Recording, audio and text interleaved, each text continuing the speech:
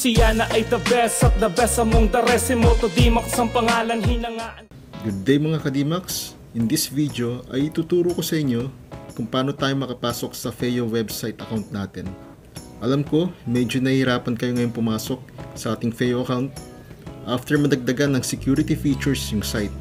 Bali dito guys, kailangan naka-migrate muna kayo sa old account to new account bago nyo gawin ito. Meron tayong separate video para dyan. Ayun, bali una, punta tayo sa browser. Type natin feopnp.csg.org. Bali lalagay ko sa description ang link sa baba para madali nyo hanapin. Pagkatapos, confirm lang natin to. Press begin. Click lang natin ang lahat ng bugs.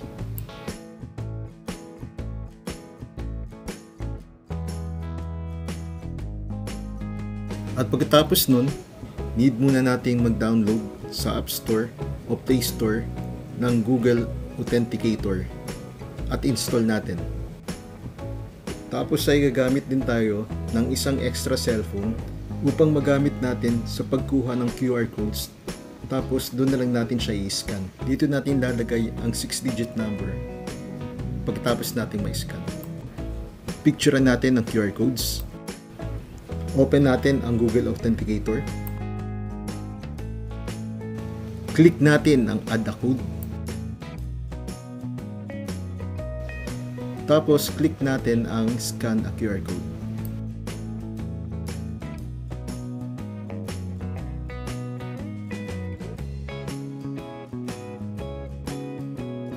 Ayan, tapos scan na natin yung pinicturean nating QR code kanina at lalabas na doon yung 6-digit number na ilalagay naman natin doon sa hinihingi ng Feo account natin pagkatapos natin mag-proceed nung lumabas yung QR code.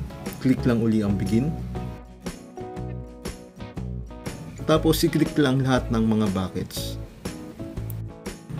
Tapos i-confirm. Bali lalabas uli ang isa pang QR code. Picturean uli gamit ang isang cellphone yung QR code.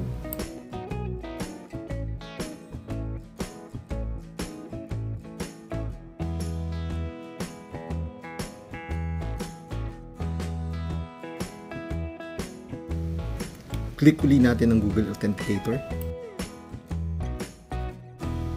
Pagkatapos, scan na QR code. Scan uli natin. Yan, at lalabas uli ang 6-digit code.